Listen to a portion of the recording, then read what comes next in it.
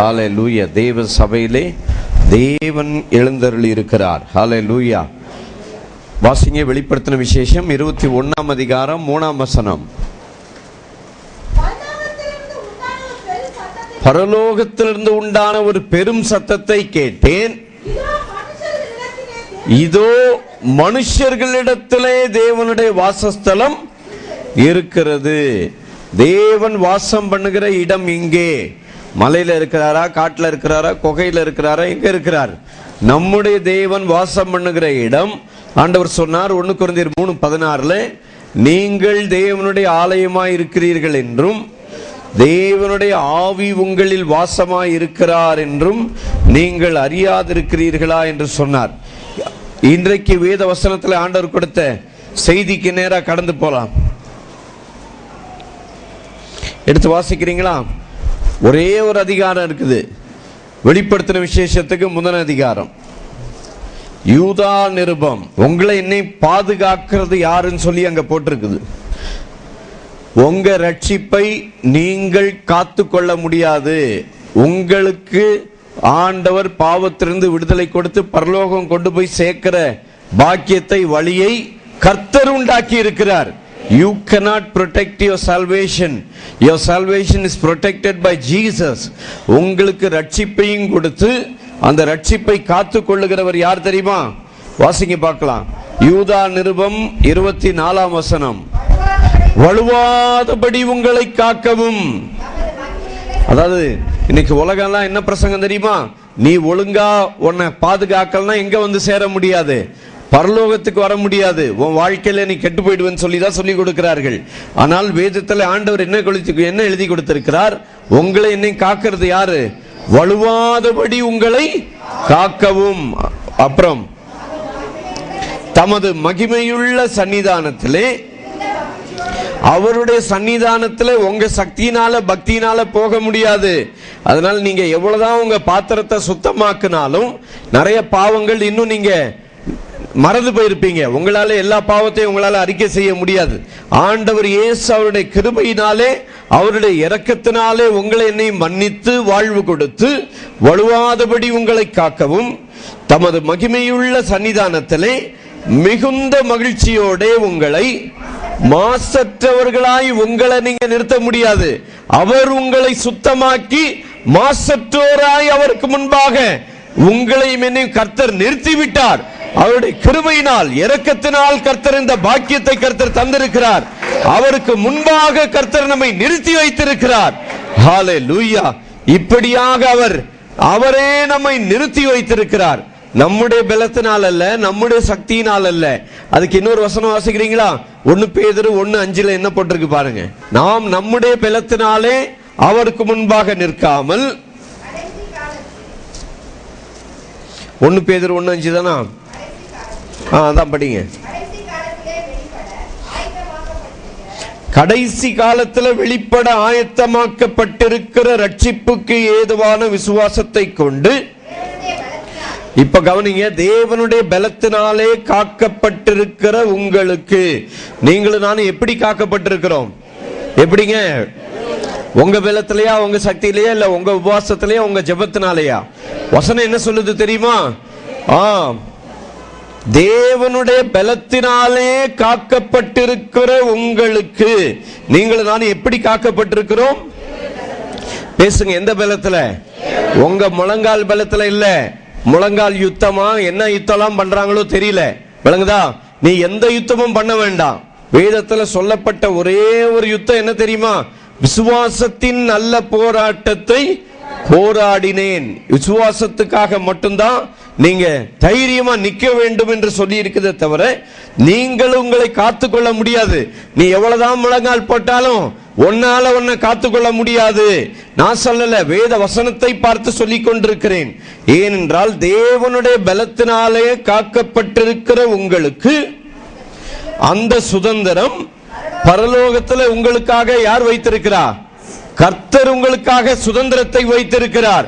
நீங்க உங்க சுதந்திரத்தை சம்பாதிக்கல. எபிரேயர் 1ஆம் அதிகாரத்துல அங்கே முதல் 2 வசனத்தில் சொல்லி இருக்குது, பூர்வ காலத்தில் பங்கு பங்காகவும் வகை வகையாகவும் பிதாக்கள் மூலமாய் திருவுளம் பற்றின தேவன் இந்த கடைசி நாட்களிலே தன்னுடைய குமாரன் மூலமாய் திருவுளம் பற்றுகிறார். இவரை கொண்டு சகலத்தையும் உண்டாக்கினார். இவரை சர்வத்திற்கும் சுதந்திரவாளியாக நியமித்தார்.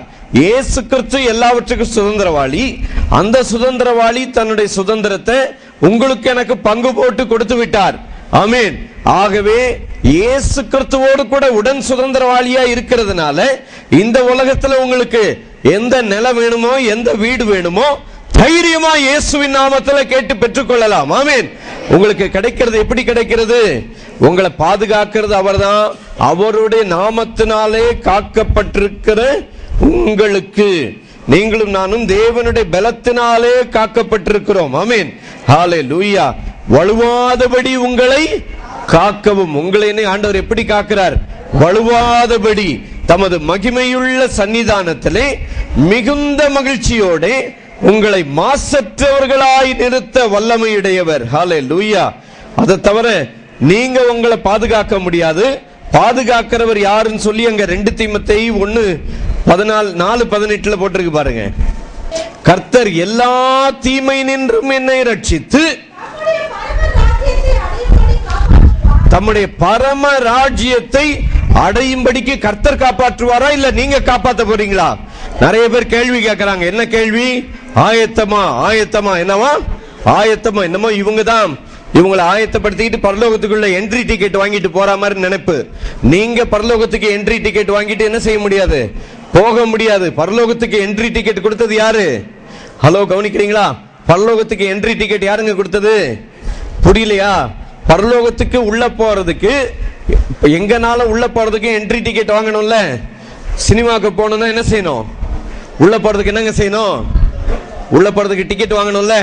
சரி, அது போல நான் என்ட்ரி டிக்கெட்னா புரியல, ஒரு சிலர் எல்லாம் முழிக்கிறாங்க, அதனால கேட்டேன். இப்ப சினிமான்னு எல்லாருக்கும் புரியுது பாருங்க. சினிமா தியேட்டர் உள்ள போகணும்னா என்ன செய்யணும்? டிக்கெட் வாங்கணும். டிக்கெட் வாங்கணும்னா சேர்ப்பாங்களா? நிறைய பேர் பஸ்ல டிக்கெட் வாங்காமலே ஏறி இறங்கிட்டு வந்துருவாங்க. அது வேற ஏமாத்துறது. ஏமாத்திட்டு அதையும் சந்தோஷமா சொல்லுவாங்க. என்னவா, நான் பஸ்ல எப்படி வந்துட்டேன், டிக்கெட் வாங்காமலே வந்துட்டேன்னு அது வேற சந்தோஷமா சொல்லுவாங்க. எங்க போனாலும் ஒரு டிக்கெட் வாங்கணும். அதே போல பரலோகத்துக்கு டிக்கெட் உங்களுக்கு யார் கொடுத்தது? எப்படி வாங்குனீங்க? நிறைய உபவாசம் போட்டு ஜெபம் பண்ணி 4 நாள் 10 நாள் உபவாசம் போட்டு வாங்குனீங்களா, இல்ல ஆண்டவர் இலவசமா கொடுத்தாரா? என்ட்ரி டிக்கெட் உங்களுக்கு எப்படிங்க கிடைச்சது? என்ட்ரி டிக்கெட் இலவசமாய் இயேசு கிறிஸ்துவின் ரத்தத்தினாலே கர்த்தர் நமக்கு தந்திருக்கிறார். ஆமென். அவர் தான் சொல்றார் யூதா நிருபத்தில் 24ஆம் வசனத்தில், வழுவாதபடி உங்களை காக்கவும் தமது மகிமையுள்ள சன்னிதானத்திலே மிகுந்த மகிழ்ச்சியோடு, ஆண்டவர் சொல்றார் மிகுந்த மகிழ்ச்சியோட முன்னால நீங்களாம் வர போறீங்கன்னு. ஆனா உலகத்தில் இருக்கிற எல்லா பிரசங்கம் என்ன தெரியுமா? நீ கால் நடுங்கி போகாம கீழே விழுந்துருவ, பரலோகத்துக்கு என்ன செய்ய மாட்ட, போக மாட்டேன்னு சொல்லிட்டு இருக்கிறாங்க. பரலோகத்துக்கு போறதும் போகாததும் உங்க சக்தி இல்ல, உங்க பக்தி இல்ல. பிதாவானவர் அனுப்பின தம்முடைய குமாரனுடைய ராஜ்யத்திற்குள்ளாக பிரவேசிப்பதற்கு கொலோசியர் புஸ்தகம் 1 அதிகாரத்தில் போட்டிருக்கு பாருங்க. அந்தகாரத்தின் இருளின் ராஜ்யத்திலிருந்து நம்மை தமது அன்பின் குமாரனுடைய ராஜ்யத்திற்கு உட்படுத்தினவர். ஏற்கனவே உங்களை அவருடைய அன்பின் குமாரனுடைய ராஜ்யத்திற்கு கர்த்தர் என்ன செய்து விட்டார்? உட்படுத்தி விட்டார். ஆமென். எத்தனை பேர் உள்ள பிரவேசிட்டீங்க? இயேசுவை ஏற்றுக்கொண்டு அவருடைய ரத்தத்தினால் கழுவப்பட்ட எல்லாருமே எங்க போயிட்டாங்க? அவருடைய அன்பின் குமாரனுடைய ராஜ்யத்துக்கு போயாச்சு. ஆனா இன்னும் பயங்காமிச்சின்னு இருக்கிறாங்க. நீ ஆயத்தமா போவியா, போமாட்டியா, உனக்கு நீ ஆயத்தமா இருக்கிறியா, எங்கெல்லாம் போய் சொன்ன, எங்கெல்லாம் திருடுன்னு சொல்லிட்டு ஆதாமுடைய கிரியைகளை பேசிக் கொண்டிருக்கிறார்கள். நீங்க செஞ்சதையும் செய்யாததையும் வச்சு உங்களுக்கு பரலோகம் கிடையாது. ஆண்டவர் என்ன சொன்னாரு வாசிங்க, எல்லாருக்கும் தெரியும் இல்லையா? பார்க்க வேண்டாம், பைபிள் பார்க்காதீங்க. 3:16 சொல்லுங்க. தேவன் தம்முடைய ஒரே பேரான குமாரனை விசுவாசிக்கிறவன் எவனோ, அடுத்த பாவம் செஞ்சு அவன் கெட்டு போயிடுவான், பரலோகம் போக மாட்டான்னு போடல. தேவன் தம்முடைய ஒரே பேரான குமாரனை விசுவாசிக்கிறவன் எவனோ கெட்டு போகாமல், அடுத்த வார்த்தை நித்திய ஜீவன். கிரியினால நித்திய ஜீவனை நீ இழந்து போக முடியாது. ஏனென்றால் அங்கே வேதத்தில் ஆண்டவர் சொன்னார் 2 தீமோத்தேயு 1:14, உனக்கு ஆண்டவர் ஒப்புவித்த அந்த நற்பொருளை நமக்குள்ளே வாசம் பண்ணுகிற பரிசுத்த ஆவியினாலே காத்துக்கொள். நீங்க உங்களை காத்துக்கொள்ள முடியாது. உங்களை என்னை காத்துக்கொள்றது யாரு? பரிசுத்த ஆவியானவர் சொல்லி போட்டிருக்குது. ஆமீன். எல்லாரும் சேர்ந்து சொல்லாம, உங்களை என்னை காக்கிறவர் யார்? இன்னைக்கு செய்தி என்ன தெரியுமா? கர்த்தர் நம்மை காக்கிறவர். சொல்லுங்க, யார் உங்களை காக்கிறது? யாரு? கண்டுன்னை அழைத்தவர் கரமதை பார், அவர் கைவிடாதிருப்பார். கண்டுன்னை அழைத்தவர் கரமதை பார், விடாதிருப்பார். ஆண்டுகள் தோறும் உனக்கவர் அளித்த ஆசிகளை எண்ணிப்பார். ஆண்டுகள் தோறும் ஆசி பார், எண்ணிப்பார், எண்ணிப்பார், எண்ணிப்பார், என்றும் அதை எண்ணிப்பார். காப்பார், உன்னை காப்பார், காத்தவர் காப்பார், என்றும் இனிமேல் காத்திடுவார். கலங்காதே மனமே, காத்திடுவார்.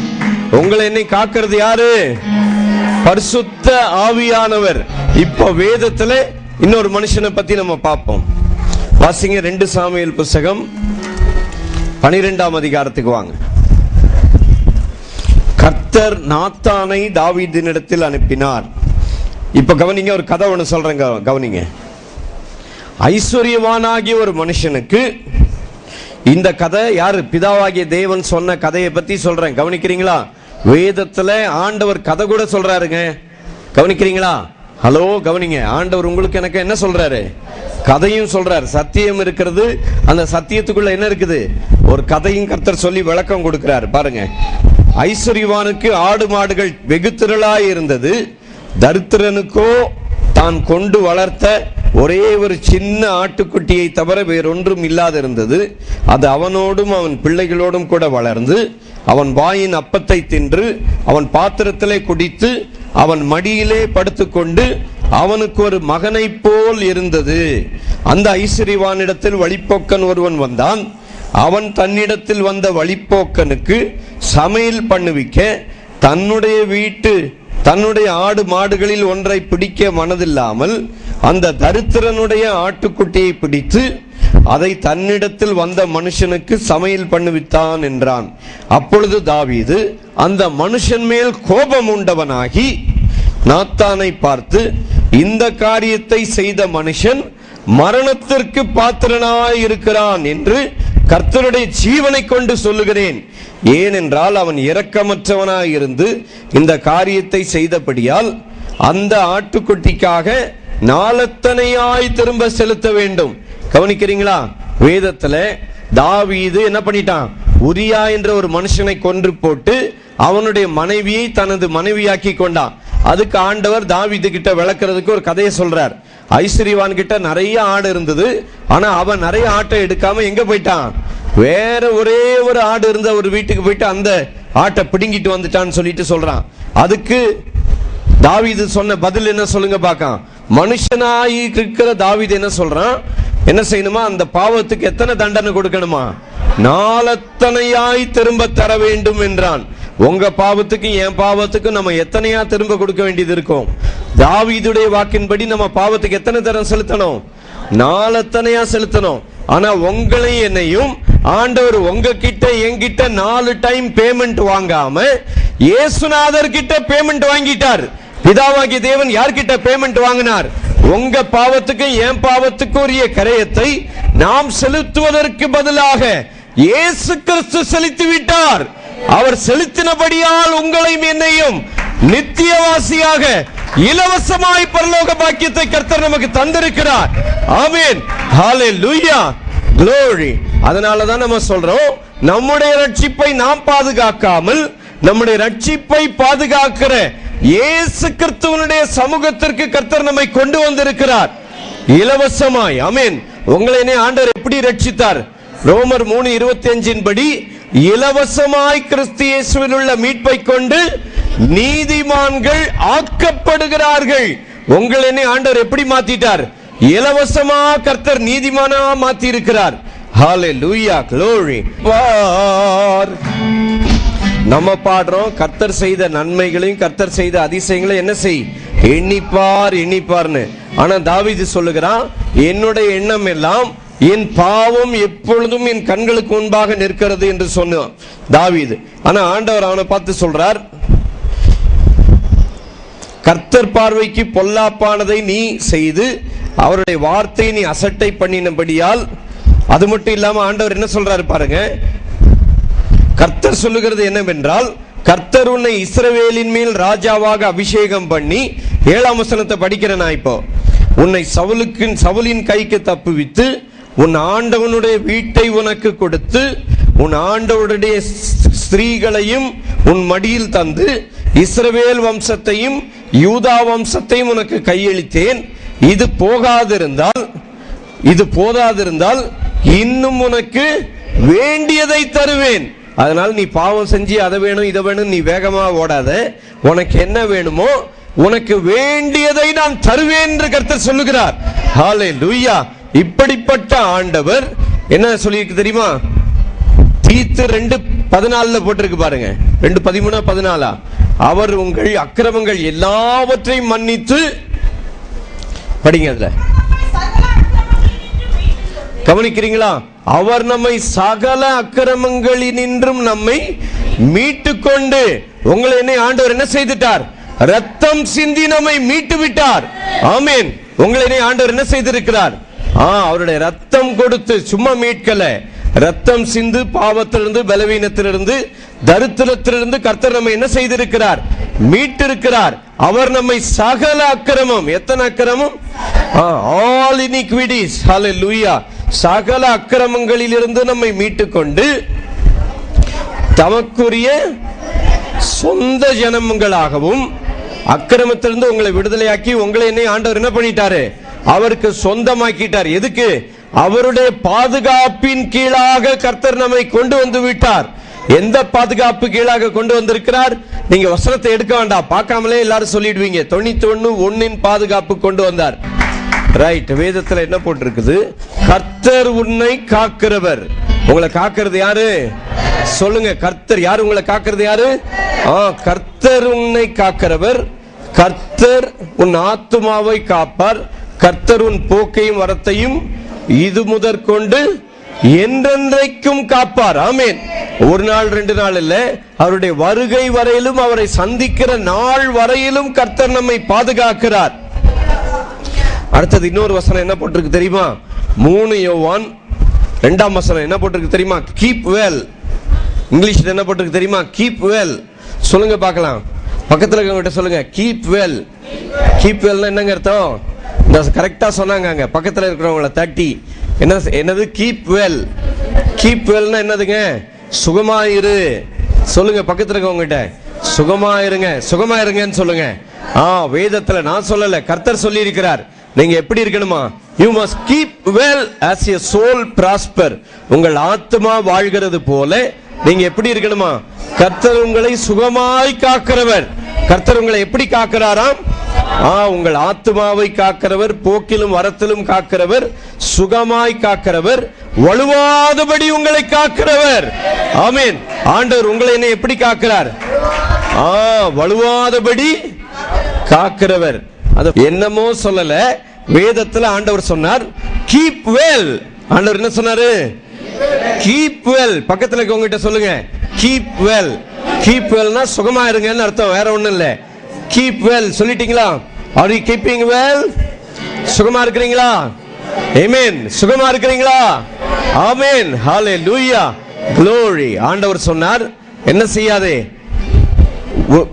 உன் சத்துரு உனக்கு எதிரிட்டு வரும்போது நீ என்ன செய்யாதே, உன்னை பார்க்கிலும் பெரிய கூட்டத்தை பார்த்து நீ என்ன செய்யாதே, பயப்படாதே என்று கர்த்தர் சொன்னார். ஹalleluya. ஜி எல்லாரும் சேர்ந்து ஆண்டவரை மகிமைப்படுத்தலாமா? உன்னை நோக்கும் எதிரியின் கண்ணின் முன்னே பதறாதே, உன்னை நோக்கும் எதிரியின் கண்ணின் முன்னே பதறாதே, கண்மணி போல் காக்கும் கரங்களால் உன்னை மூடி மறைப்பாரே, கண்மணி போல் காக்கும் கரங்களால் உன்னை மூடி மறைப்பாரே.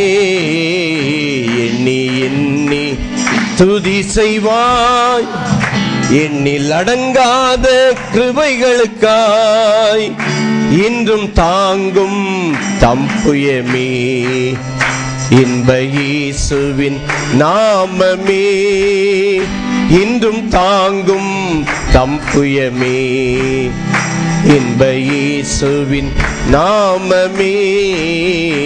எண்ணி எண்ணி ரைட் கவனிங்க. வலுவாதபடி உங்களை காக்கிறவர். அடுத்தது எப்படி காக்கிறவர்? சுகமாய் உங்களை காக்கிறவர். ஆமென். உங்க மாத்திரை, உங்க மருந்து இல்ல, உங்க டாக்டர் இல்ல, உங்களை சுகமா காக்கிறது யாரு? யாருங்க? உங்களுக்காக எனக்காக ஜீவனை தந்து அவர் தாமே நம்முடைய பலவீனங்களை ஏற்றுக்கொண்டு நம்முடைய நோய்களை சுமந்தபடியினால் அவர் நம்மை சுகமாய் பாதுகாக்கிறார். ஹல்லேலூயா. ஓ, சுகமாய் பாதுகாக்கிறவர். அங்கே சொல்லி இருக்குது 1 பேதுரு 1:5 தேவனுடைய பலத்தினாலே காக்கப்பட்டிருக்கிற உங்களுக்கு. உங்களை என்ன ஆண்டவர் எப்படி பாதுகாக்கிறார்? தேவனுடைய பலத்தினாலே உங்களுக்கு சுதந்திரம் கர்த்தர் தந்து பாதுகாக்கிறார். ஆமென். உங்க சுதந்திரத்தை நீங்க பிடிக்கல, கர்த்தர் உங்களுக்கு அவருடைய சுதந்திரத்தை இலவசமாய் கர்த்தர் கொடுத்திருக்கிறார். ஹல்லேலூயா. என் ஆண்டவர் இயேசு சகலமும், இந்த பூமிக்குரிய சகலமும் அவருடையது. அவரோடு கூட நீங்கள் சுதந்திரவாளியாய் இருக்கிறபடியால் கர்த்தர் உங்களுக்கு சகலத்தையும் கொடுக்கிறார். ஆமென். நிறைய பேருக்கு என்னவா, பாஸ்டர் என்ன பேசுறாராம்? செழிப்பை பத்தி பேசுறாராம். செழிப்பை பத்தி நான் பேசல. கவனிக்கிறீங்களா? ஆண்டவரே வானத்தையும் பூமியும் உண்டாக்கின சுதந்திரவாளி, உங்களை என்னையும் அவருக்கு சுதந்திரவாளியா மாத்திட்டார். ஆமென். நீங்க சுதந்திரவாளியா? எத்தனை பேர் சுதந்திரவாளி? யாருக்கு? இயேசுவுக்கு சுதந்திரவாளி. நீங்களும் நானும் யாருக்கு சுதந்திரவாளி? ஆண்டவர் சொன்னார் கலாத்தியர் 4:6 அப்பா பிதாவே என்று கூப்பிடத்தக்க புத்திர சுவிகாரத்தின் ஆவியை கொடுத்திருக்கிறார். நீங்கள் பிள்ளைகளானால் என்னவா இருக்கிறீர்கள்? சுதந்திரவாளியாய் இருக்கிறீர்கள். அதை பத்திய விளக்கம் எங்க இருக்குன்னா ரோமர் 8:14-15-16 இருக்குது பாருங்க. எவர்கள் தேவனுடைய ஆவியினாலே நடத்தப்படுகிறார்களோ அவர்கள் தேவனுடைய புத்திரராயிருக்கிறார்கள். பயப்படுகிறதற்கு நாம் திரும்பவும் அடிமைத்தனத்தின் ஆவியை பெறாமல் எப்படிப்பட்ட ஆவியை கொடுத்திருக்கிறார்? ஆண்டவரை பார்த்து என்னன்னு கூப்பிடலாம்? அப்பான்னு கூப்பிட்டு, ஆண்டவரே நான் ஒரு பிச்சைக்காரனா இருக்க விரும்புறேன்னு யாராவது சொல்ல விரும்புவீங்களா? கவனிக்கிறீங்களா? யாராவது உங்க அப்பாவை கூப்பிட்டுட்டு நான் டெய்லி பிளாட்பாரத்தில் உட்காந்து பிச்சை கேட்க போறேன்னு யாராவது சொல்லுவீங்களா? உங்க அப்பா பிச்சைக்கார் இல்ல. உங்க அப்பா யாரு? வானத்தையும் பூமியும் உண்டாக்கின தேவன். விளங்குதா? அதனால நீ தரித்திரத்துல இரு, நீ ஆசீர்வாதமா இருக்க கூடாதுன்னு ஏதாவது பாஸ்டர் சொன்னார்னா அந்த பாஸ்டர் கோயிலுக்கு கார்ல வர்றாரா சைக்கிள்ல வர்றாரான்னு பாருங்க. விளங்குதா? ஏன்னா நிறைய பாஸ்டர்மாருக்கு நீங்க சந்தோஷமா இருக்கிறது, நீங்க நல்ல ஐஸ்வர்யமா இருக்கிறது, நல்ல வீட்டுல இருக்கிறது நிறைய பேருக்கு என்ன செய்யல, பிடிக்கல. ஆண்டவர் சொல்றார் 2 கொரிந்தியர் 8:9 நம்முடைய கர்த்தராகிய இயேசு கிறிஸ்துவின் கிருபையை அறிந்திருக்கிறீர்களே, அவர் ஐஸ்வர்யம் உள்ளவராயிருந்தும் நீங்கள் அவருடைய தரித்திரத்தினாலே ஐஸ்வர்யவான்கள் ஆகும்படிக்கு உங்கள் நிமித்தம் தரித்திரரானாரே. ஆமென். ஹல்லேலூயா. பவுல் அப்போஸ்தலன் பண்ணின பிரசங்கத்திலே இந்த தாவீது, பாவம் செய்த இந்த தாவீது உடனே ஒரு வார்த்தை சொன்னான், நான் கர்த்தருக்கு விரோதமாய் பாவம் செய்தேன்னா. உடனே நாத்தான் என்ன தெரியுமா பதில் சொன்னா? கர்த்தருன் பாவம் நீங்கும்படிக்கு செய்தார். கர்த்தருன் பாவத்தை என்ன செஞ்சிட்டாரு? நீங்கும்படி செய்தார். உங்க பாவத்தை என் பாவத்தை கர்த்தர் என்ன செய்திட்டார்? நீக்கிவிட்டார். ஆமென். ஹல்லேலூயா. எங்க நீக்கிவிட்டார்? அதை பத்தி எங்க போட்டிருக்கு தெரியுமா? எபிரேயர் புத்தகம் 10ஆம் அதிகாரம் 10ஆம் வசனத்துல போட்டிருக்கு பாருங்க. உங்க பாவத்தையும் என் பாவத்தையும் கர்த்தர் நீக்கிவிட்டபடியால் இயேசு கிறிஸ்துவனுடைய சரீரம் ஒரே தரம் பலியிடப்பட்டதினாலே அந்த சித்தத்தின்படி நாம் பரிசுத்தம் ஆக்கப்பட்டிருக்கிறோம். உன் பக்தினால இல்ல, உன் ஜெபத்தினால இல்ல, உன் உபவாசத்தினால இல்ல. இயேசு கிறிஸ்துவின் சரீரம் ஒரே தரம் பலியிடப்பட்டதினாலே அந்த சித்தத்தின்படி நாம் எப்படி பரிசுத்தமாக்கப்பட்டிருக்கிறோம்? ஒரே தரம் இயேசு பலியாக்கப்பட்டபடினாலே நாம் ஏற்கனவே தீத்து 2:13 வாசித்தது போல அக்கிரமங்கள் எல்லாவற்றையும் மன்னித்து தமக்குரிய சொந்த ஜனங்களாக நற்கிரியைகளை செய்ய பக்தி வைராக்கியம் உள்ளவர்களாகும்படிக்கு அதற்காக அவரை ஒப்பு கொடுத்தார். இன்னைக்கு நிறைய பேர் ஒப்பு கொடுக்கிறாங்க, ஒப்புக்கு தான் ஒப்பு கொடுக்கிறாங்க. ஆண்டவரே என்னை ஒப்பு கொடுக்கிறேன், என்னை ஒப்பு கொடுக்கிறேன், என்னை ஒப்பு கொடுக்கிறேன், என்ன சாகிற வரைக்கும் ஒப்பு கொடுத்துக்கிட்டே இருப்பாங்க. விளங்குதா? நீங்க உங்களை ஒப்பு கொடுக்க முடியாதுன்னு சொல்லிட்டு அவர் தாமே தம்மை ஒப்பு கொடுத்தார். எதற்காக அவர் தம்மை ஒப்பு கொடுத்தாரு? இயேசு ஏன் பாவம் இல்லாதவரா பாவம் செய்யாதவரா வாழ்ந்தார்? இயேசு ஏங்க பாவம் இல்லாதவராக பாவம் செய்யாதவராக வாழ்ந்தாரு? ஹலோ, கவனிக்கிறீங்களா? இயேசு ஏன் பரிசுத்தமான வாழ்க்கை வாழ்ந்தார்? இதுக்காக. உடனே நிறைய பேர் உள்ள சொல்லும் நம்ம அவரை போல மாறுறதுக்குன்னு. அவரை போல மாறுறதுக்காக இல்ல. அவர் ஏன் பரிசுத்தமுள்ள வாழ்க்கை வாழ்ந்தார் என்றால், எப்படி ஒரு பாவம் இல்லாத பழுதற்ற ஒரு ஆடு நம்முடைய பாவத்திற்காக பலி செலுத்தப்படுகிறதோ அந்த ஆட்டிற்கு பதிலாக பழுதில்லாதவராக நம்முடைய பாவத்திற்கு நாம் மரிக்க வேண்டியதற்கு பதிலாக இயேசு கிறிஸ்து நமக்காக மரித்து ஜீவனை நமக்கு பாதுகாவலை உண்டாக்கி விட்டார். பரலோகம் போகிற வரையிலையும் உங்களை பாதுகாக்கிறது யாரு? நீங்க இல்ல. உங்க ரட்சிப்பை நீங்க பாதுகாக்க முடியாது. ஆண்டவர் சொன்னார், தேவன் தம்முடைய ஒரே பேரான குமாரனை விசுவாசிக்கிறவன் எவனோ அவன் ரட்சிப்பை அவன் பாதுகாக்கணும்னு சொல்லல. அவன் ரட்சிப்பை பாதுகாக்கிறது யாரு? நம்ம படிச்ச யூதா நிருபம் 24ஆம் வசனத்துல வலுவாதபடி உங்களை காக்கவும் தமது மகிமையுள்ள சன்னிதானத்திலே மிகுந்த மகிழ்ச்சியோடு ஆண்டவரை சந்திக்கிறதுக்கு எப்படி போகணும் சொல்லுங்க. வசனம் என்ன சொல்லுது? யூதா நிருபம் 24ஆம் வசனம் எங்க இருக்கு தெரியுமா? புதிய ஏற்பாடுல 333ஆம் பக்கம். ஒரு சிலர் தேடுறாங்க எங்கடா இருக்குதுன்னுட்டு. ஒரே ஒரு அதிகாரம் தான் இருக்குது அதுல. புதிய ஏற்பாடுல 333ஆம் பக்கம். அதுல எடுத்துட்டு எல்லாரும் சேர்ந்து சொல்லுங்க, உங்களை என்னை காக்கிறது யாருன்னு சொல்லுங்க. வலுவாதபடி உங்களை காக்கவும் தமது மகிமையுள்ள சன்னிதானத்திலே இயேசுவை சந்திக்கிறதுக்கு மிகுந்த மகிழ்ச்சியோட போறீங்களா? பயந்து பயந்து நடுங்கி போணுமா? நிறைய பேர் பயங்காட்டுறாங்க, நீ ஆண்டவர் கிட்ட போக மாட்டே, ஆண்டவர் உன்னை நரகத்துல தள்ளிடுவாருன்னுட்டு. பிதாவாகிய தேவன் தன்னுடைய குமாரனை நம்முடைய பாவத்திற்காக அழிக்க ஒப்பு கொடுத்த பிறகு உங்களையும் என்னையும் அவராலே அழிக்க முடியாது. உங்களை கர்த்தர் நித்தியவாசியை மாற்றி இருக்கிறார். ஆமென், ஹல்லேலூயா. ஆண்டவருடைய பெரிய கிருபையினால் ஆகஸ்ட் 2000 இந்த வருஷம் 2012 வரை 13 ஆண்டுகளாக கிராமங்களிலே ஊழியம் செய்து பல கிராமங்களிலே, காஞ்சிபுரத்தை சுற்றியுள்ள பல கிராமங்களிலே 26 ஆலயங்கள் கட்டி முடிக்க கர்த்தர் கிருபை செய்தார். இப்பொழுது 27வது ஆலயமாக சென்னை எக்மூர்ல டச் ஜீசஸ் சர்ச் என்று சொல்லி நாங்கள் ஆராதிக்கிற எங்கள் சபை கட்டலாம் என்று தீர்மானித்திருக்கிறோம்.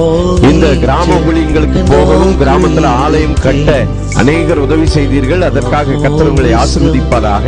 இப்பொழுது முக்கிய அறிவிப்பு என்னவென்றால், எழும்பூரில் உள்ள டச் ஜீசஸ் சர்ச்சை நாங்கள் இப்பொழுது கட்ட ஆரம்பித்திருக்கிறோம். கிராமங்களிலே கட்டப்பட்ட ஆலயங்களை 40,000 ரூபாய்க்கு கட்டினோம். ஆனா இப்ப கட்டுகிற தொகை என்னவென்றால் 40 லட்சமாக மாறிவிட்டது. ஓன்னு சொல்லி உடனே பயந்துடாதீங்க, 40 லட்சம் என்று சொல்லி. இதற்காக செபித்து, ஆண்டவரே நான் என்ன உதவி செய்ய வேண்டும் என்று பரிசுத்த ஆவியானவரிடம் கேட்டு 400 ரூபாயோ இல்ல 4000 ரூபாயோ அல்லது 40,000 ரூபாயோ இல்ல 4 லட்சமோ கர்த்தர் உங்கள் உள்ளத்துல என்ன சொல்லுகிறாரோ அந்த தொகையை நீங்கள் உதவி செய்யும்படியாய் அன்பாய் இயேசுவின் நாமத்திலே நாங்கள் கேட்டுக்கொள்கிறோம். கர்த்தர் இயேசு உங்களை ஆசீர்வதிப்பாராக. கொஞ்சம் கவனிங்க. இப்போ ஒரு அறிவிப்பு சொல்றேன். என்ன அறிவிப்பு? நம்ம டச் ஜீசஸ் டவர் சர்ச் எக்மோர்ல இப்போ இடிச்சு கட்டிக்கிட்டு இருக்கிறாங்க. விளங்குதா? அதனால ஒவ்வொரு டச் ஜீசஸ் டவர் சர்ச் எங்க நடக்குதுன்னா எக்மோர் ஃபவுண்டன் பிளாசாவுக்கு முன்னால இருக்கிற ஜீவன ஜோதி பில்டிங்ல நடக்குது. கவனிக்கிறீங்களா? சென்னை பட்டணத்தில் இருக்கிறவர்களுக்கும் வெளியூரில் இருக்கிறவர்களுக்கும் ஒரு முக்கியமான அறிவிப்பை சொல்லுகிறேன். டச் ஜீசஸ் சர்ச் இப்பொழுது எக்மோர்ல ஃபவுண்டன் பிளாசாவுக்கு முன்னால இருக்கிற ஜீவன ஜோதி பில்டிங்ல நடக்குது. இந்த இடம் எங்க இருக்குதுன்னா எக்மோர் மியூசியம்க்கு எதிரில் இருக்குது. எதிரில் ஃபவுண்டன் பிளாசாவுக்கு முந்தின பில்டிங், அதில் ஜீவன ஜோதி பில்டிங்ல மாடியில டச் ஜீசஸ் டவர் சர்ச் நடக்குது. ஜீவன ஜோதி பில்டிங்ல 7-8 ஆராதனை நடக்குது. அதனால எங்கேயா போய் உட்கார்ந்துடாதீங்க. டச் ஜீசஸ் சர்ச்சின்னு சொல்லி கேட்டு நீங்க 2வது மாடிக்கு வந்தீங்கன்னா எங்க ஆராதனையில நீங்களும் சேர்ந்து பங்கு பெறலாம். விளங்குதா? அதுக்கு இப்ப கட்ட ஆரம்பிச்சிருக்கிறாங்க. சீக்கிரம் கட்டி முடித்த பிறகு தமிழ்நாட்டில் இருக்கிறவர்கள் வருஷத்துக்கு ஒரு தடவையாவது சென்னை பட்டணத்தில் எங்கள் ஆராதனைக்கு வந்து போகும்படியாய் உங்களை அன்பாய் கேட்கிறோம். ஹல்லேலூயா. வரவேற்று கொஞ்சம் கர்த்தரை மகிமைப்படுத்தலாமா? Glory. Hallelujah. Glory. There's no way to measure